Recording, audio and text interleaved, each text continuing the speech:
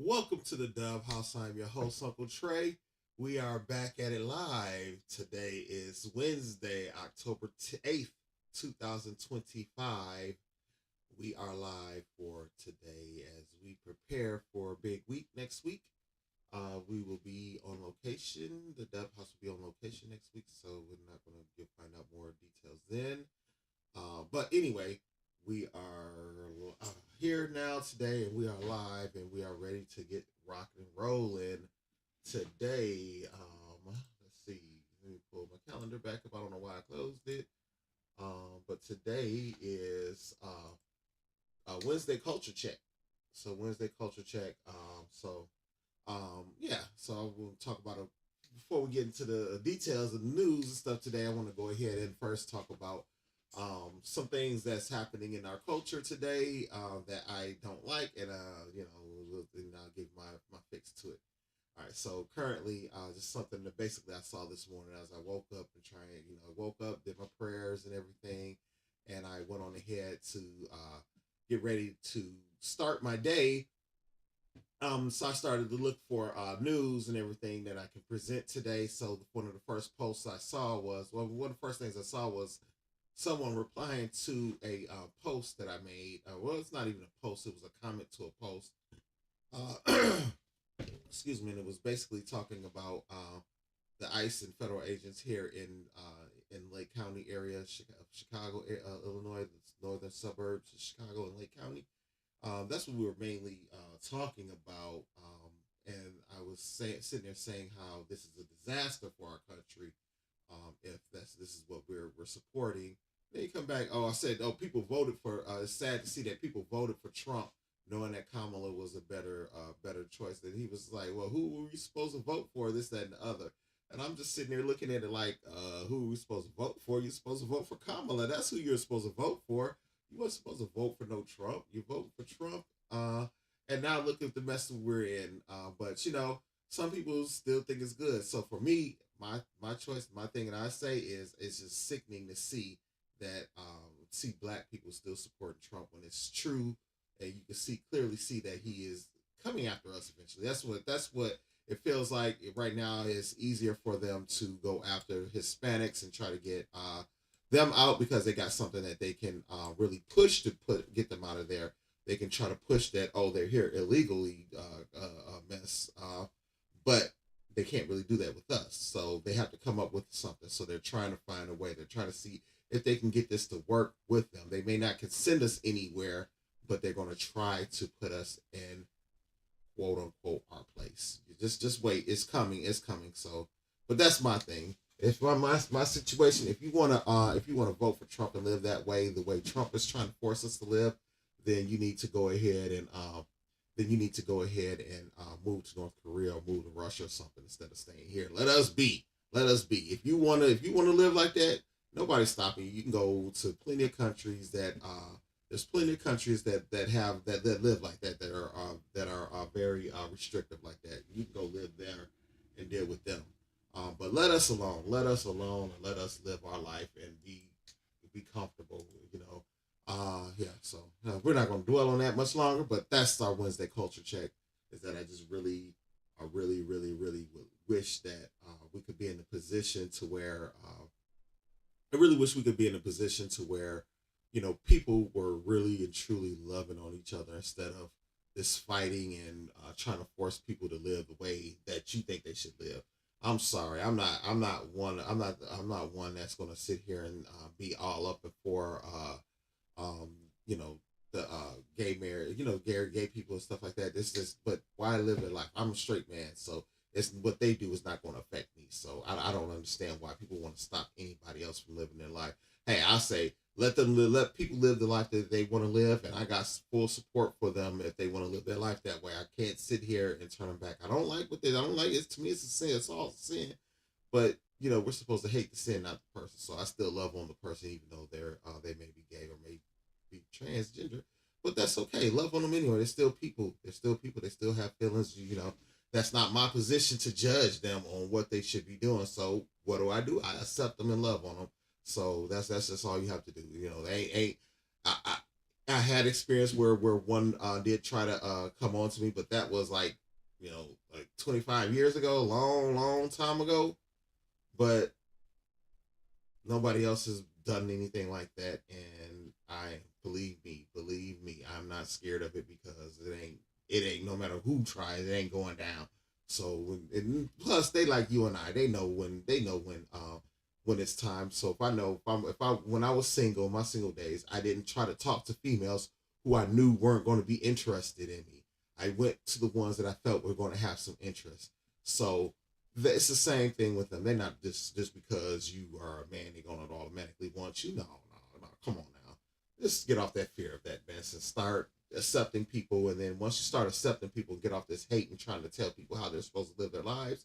I think that we'll have a better society. We'll all be much happier because there'll be less of this fighting because they're not trying to bother you. Just don't bother them. That's it. It's just like anything else. People don't like us because we're black.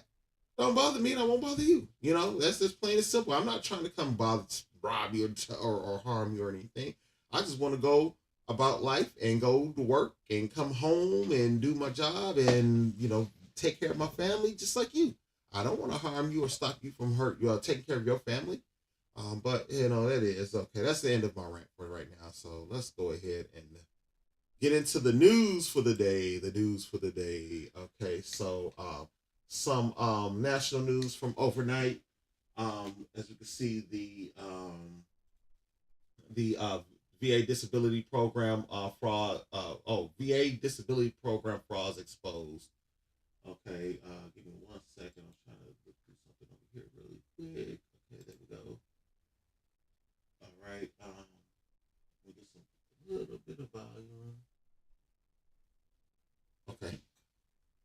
Hopefully, I just wanted to be able to hear just in case there's anything that happened. So I wanted to get my other monitor on. I don't know why I didn't do it earlier. But it is what it is. I didn't even share this out, so probably there's not even anybody watching. So, but it is what it is. We're still alive, and we're still going to continue with the show. But let's continue on.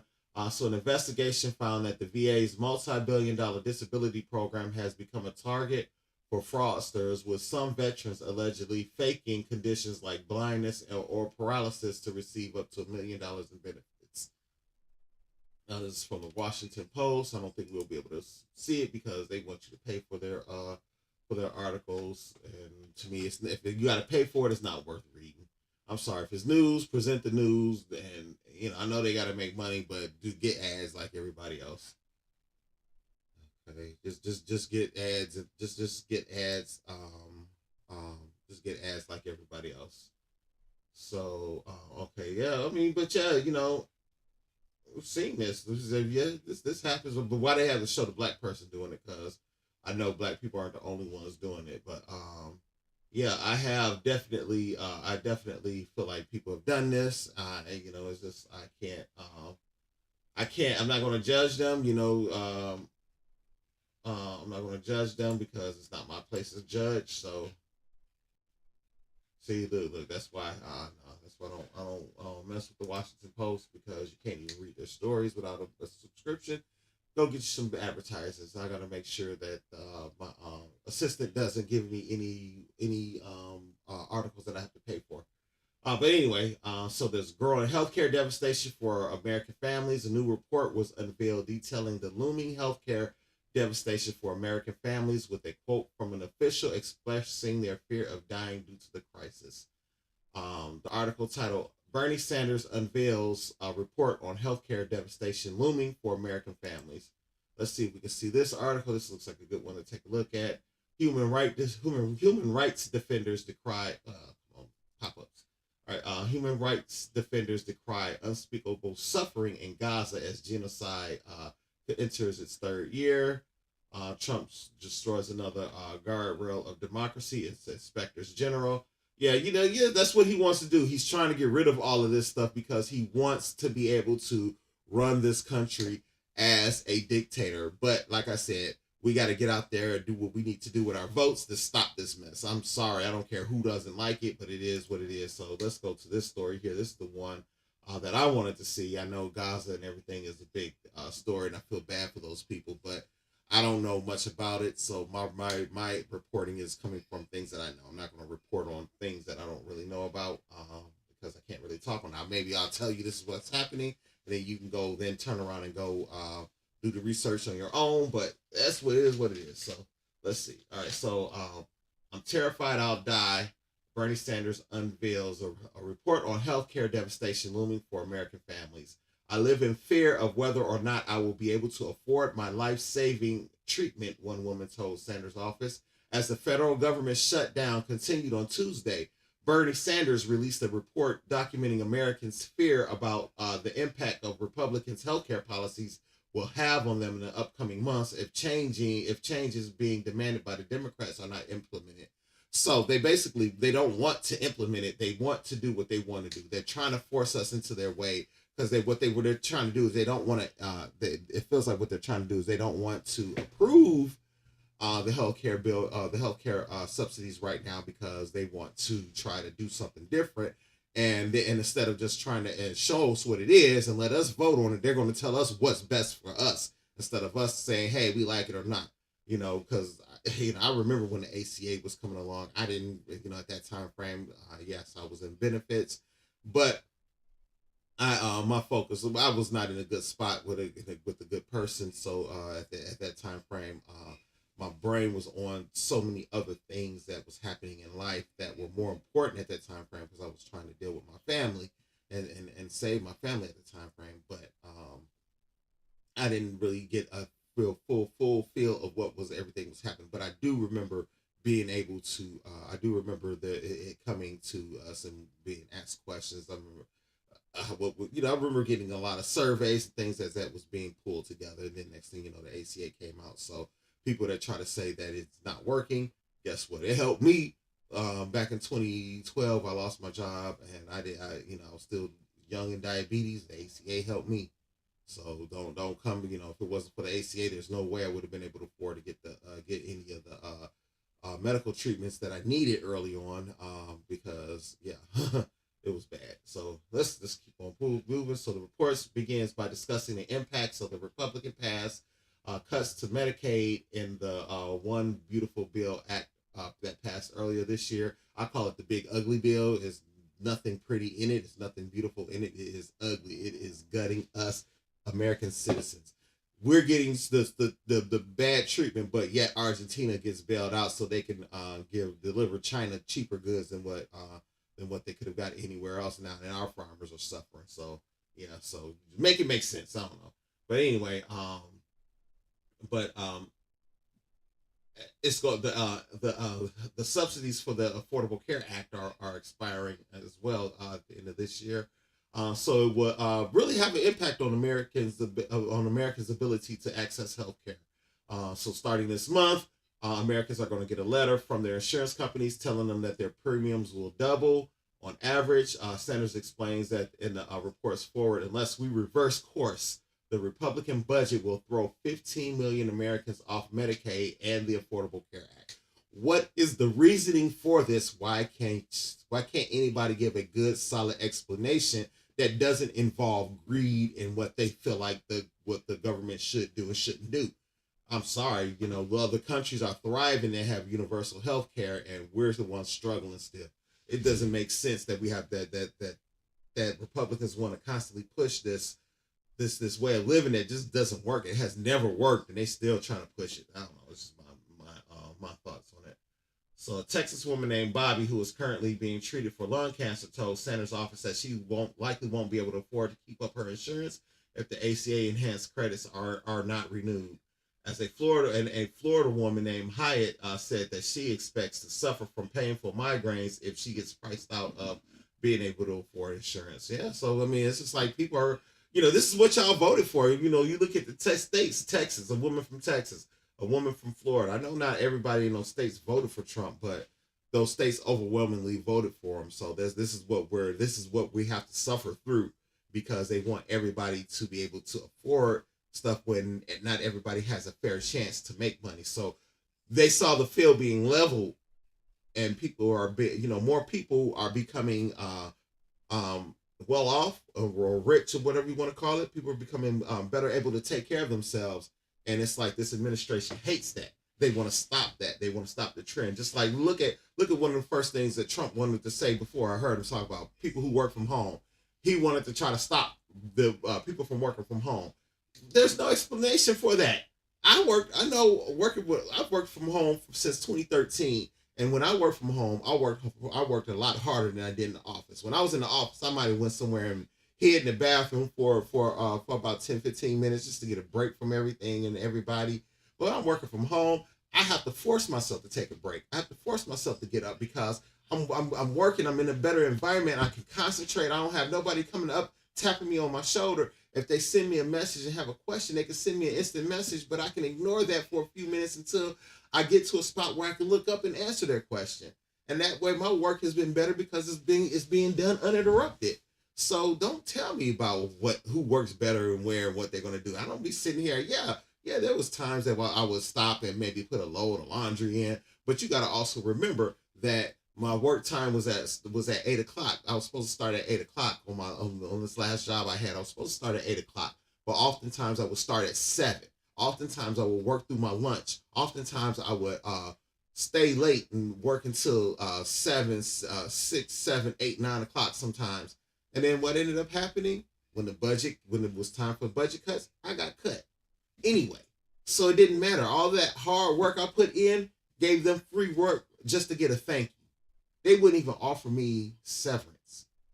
So you tell me, is it a good thing for a person to go out and go well above and beyond their call of duty for their work?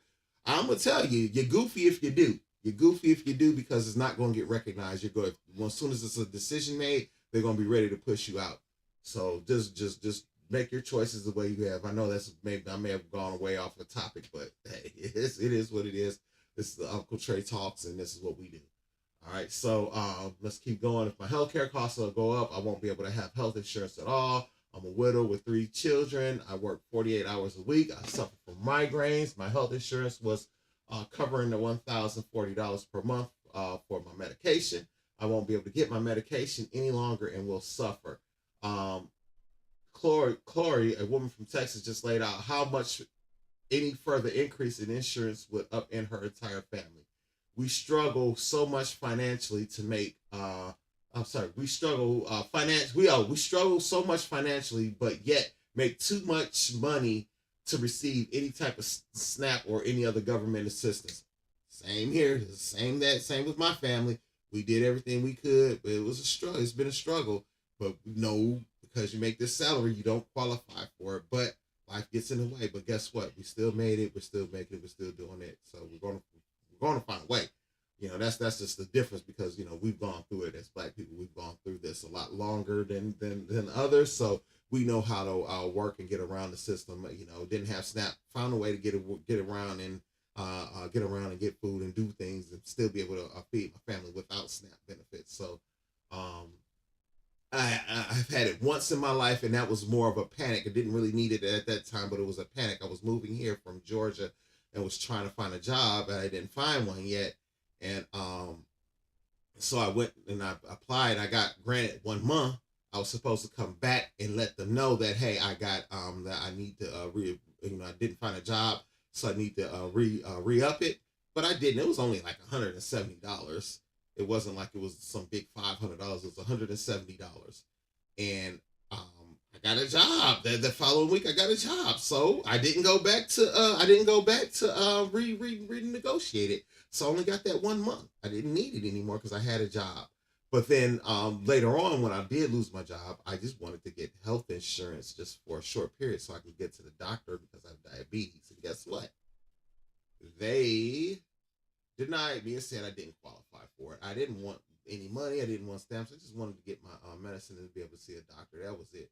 They told me no, I didn't qualify for it, even though I didn't have a job, even though I had no money. So yeah, so go on and miss me with that if you want to sit here and talk about abuse and fraud, but because people like us, we couldn't get it. So I see the rules, but there was no way that I could get around their rules to get it anyway, like some of the Republicans try to claim. But anyway, I have a medication for my ulcerative colitis that costs $8,000 without insurance, and even with insurance, it's $1,500. The only way I'm able to afford it is due to a copay assistance from the company itself. My daughter has braces and glasses, ADHD, and asthma, and my son also has asthma. And I'm worried insurance becomes so affordable for myself and my husband, we'll have to suffer for the sake of the children's well being. And it's sad. It's sad that we have to deal with that. So I'm not going to keep going through this whole story because we just don't have the timing for it because there's going to be other things that we're going to want to go through. But this is sad that we're having to think about stuff like that and actually think about unaliving because we can't get our medicine or something like that because of this administration's goofy way of doing things. All right, so let's see. Okay, we're going to keep going. I saw that one. Texas National Guard deployment to Illinois is criticized as illegal, unconstitutional. Yeah, I am one. I really believe that it's illegal and unconstitutional. I know what some people say that okay, it's the federal government, but there are rights. We do have rights, and there are laws that are saying what the government can do and can't do. So for him to come in here, that's why they have these different laws. Now he wants to try to use some insurrection act, but if he uses that, it's going to be illegal still because yes, he can try to use the insurrection act, but what? Why are you going to call for an insurrection and there's no insurrection? We see what you're trying to do. You're trying to set it up so you can call for martial law so you don't have to be removed from power when it's time. So at the end of the day, I hope the courts step in and stop this madness. I hope the courts do what they're supposed to do and be bipartisan and stop this madness and uphold the Constitution and not Trump. But that's the one good thing, though. I have heard from military. I know some people in the military. I'm not going to say their names or anything like that. But excuse me. But I do know some people that are saying that they're not going. The military isn't going. So if he tries to pull some stuff about trying to make them attack American citizens, most people in the military are not going to do it. You might find some that are going to go and not honor their oath, but honor Trump. But you know, for the most part, they're not going to. Most of them are not going to do it. But all I can say is, if they're coming to your city, I can't find a story in there, so we're not going to keep looking. But if the ICE or the agents are in your city, these troops are in your city or your area, my thing is only go outside when you have to. Stay in the house. Don't be bothered by them. Don't go shopping. Don't be going tourism stuff because you don't want to get caught up if they change their mind and snap and then start attacking people off the whim. Because if you're driving and you're behind, you're and one goes past and you realize, hey, wait a minute, I need to make a U-turn, or you're out Ubering or something, and then you get a hit, and then it says make a U-turn, and you just so happen to make a U-turn, and you're behind them, and they turn around and start shooting you because they think you're trying to harm them. What are you going to do in those situations? What do we do? You're trying to go do your job, but they think you're going to come bother them because they're going to lie and come up talking about something you had a weapon on you.